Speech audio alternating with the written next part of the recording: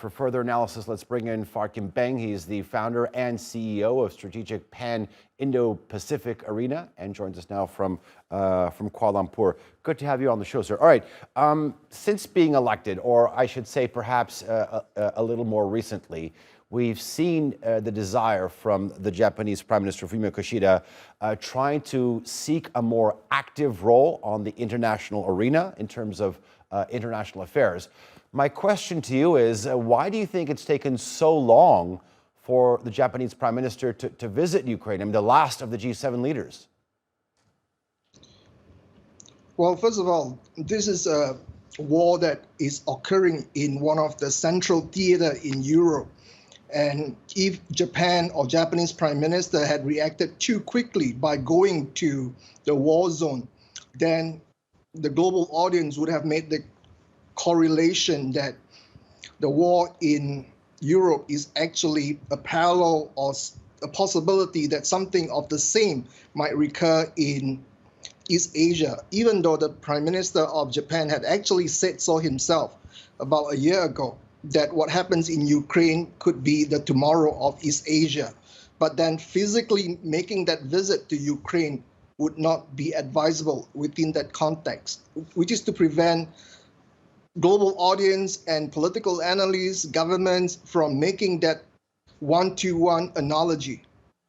Okay, so put this into context for me in terms of the geopolitical instability that we're seeing in Northeast Asia, whether it's Korea or whether it's China's unification desire with Taiwan.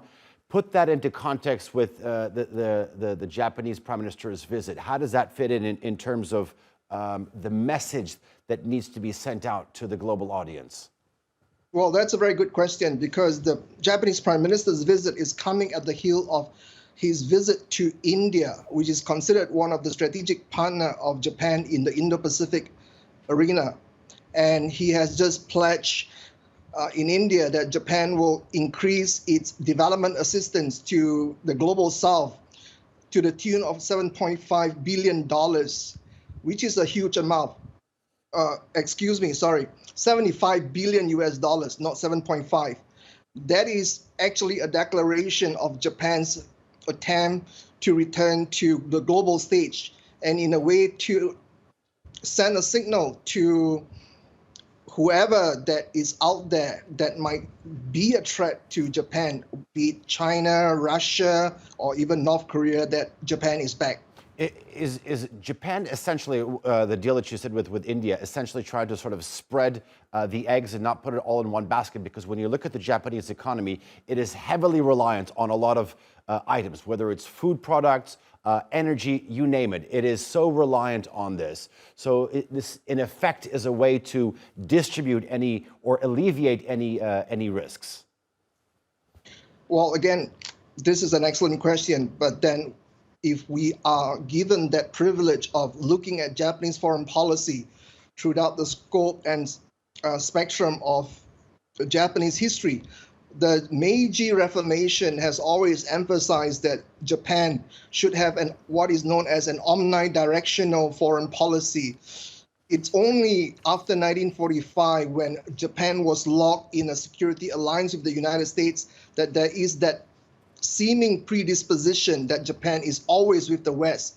But in the larger context or the arc of Japanese history, Japanese are practical and very mercurial in understanding that their global interest relies on having good friends throughout the world.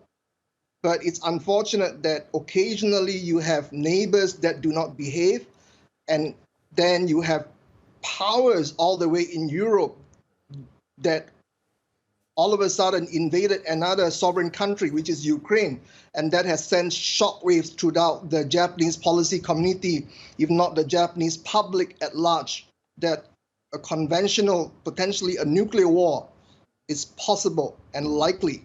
Okay. Phar Kim Beng, we're going to leave it on that note, I'm afraid, but thank you very much for joining us here on the NewsHour. Do appreciate the analysis.